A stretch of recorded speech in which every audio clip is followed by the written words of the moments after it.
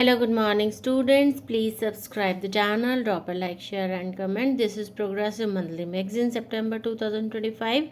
Exercise number 11 and 12 on the speed of 100 words per minute. Start.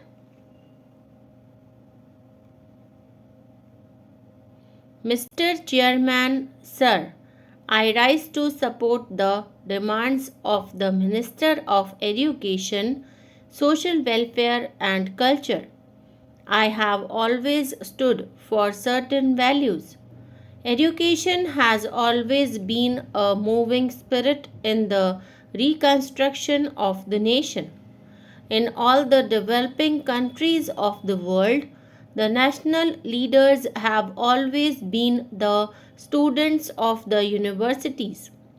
Educated men are like drivers of a bus who can see farther away than the driver of the car. I have always pleaded that there should be uniformity in education. Education should be within the easy reach of everybody. I say this because there are a number of public schools and everybody cannot afford to get public school education. There should be compulsory education up to the age of 14, and the boys and girls, regardless of caste, creed, or religion, should be screened and provided all help. Equal opportunities should be given to all sections of the community. Education is the greatest instrument for national integration. It is the greatest force behind the new education program of our Prime Minister. Educational institutions are like workshops where characters are built and minds are molded. We want men of character. Therefore, education in our schools should aim at developing character. I have to point out that our country's educational system has always been governed by trial and error. We find that changes are made frequently. There should be a consistent system of education right from the primary stage. It is not just like picking up a flower from one bush and leaves from another and expecting the combination to grow into a living plant. It does not work that way. If there is no uniform standard of education, it will be difficult for students of a university in one state to get admission in a university in another state or within the same state. There is also a proposal to hold the Union Public Service Commission examinations in regional languages. I am afraid that with the present fabric of national character based on regionalism, it will be a retarding effect on our national efforts, because if Tamil is supposed to be the medium of examination, then a Tamil examiner will always be interested in having the maximum intake from Tamil Nadu. Bengalis will prefer Bengalis and so on. Obviously, it will mean a reduction in standards. There will be no uniformity.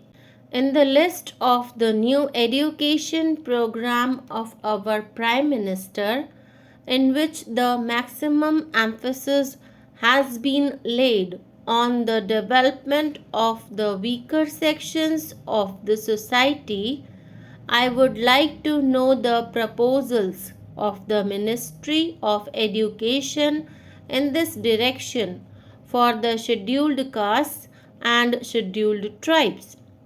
Have they brought vocational and technical education in the undercharge field of training within the easy reach of the scheduled castes and scheduled tribes? What we know and what we find in practice that there are certain sectors where the scheduled castes and scheduled tribes are not at all trained, and although the posts are always invariably reserved for scheduled castes and scheduled tribes, they finally report that no candidate from the scheduled castes or scheduled tribes has emerged. The Education Ministry, therefore, will have to seriously think of having training of scheduled castes and tribes, and for that matter, of the weaker sections of the society and the community as a whole in different undercharged field of training. Even where candidates belonging to the scheduled castes and scheduled tribes are available in abundance, they report that no suitable candidate is available. That is why I again plead that there should be uniform standard of education throughout the country, in all the universities and in all states. Then, if possible, education should be made a central subject. Now, I come to the Department of Sports. Before I deal with the subject of sports, I would like to draw the attention of the Education Minister to 2 points, one of which relates to the Ministry of Education and the other to the Department of Culture, to commemorate the memory of a great scientist of our country, the late Professor Bose, who is no more with us. An institute has been formed in Calcutta. I think the Education Minister is well aware of the fact that, in spite of the formation of this institute, sufficient funds have not been allotted to it either by the University Grants Commission or the central government to run that institution in a manner which was the dream of the late Professor Bose. I wish and hope that the Education Minister will take note of it.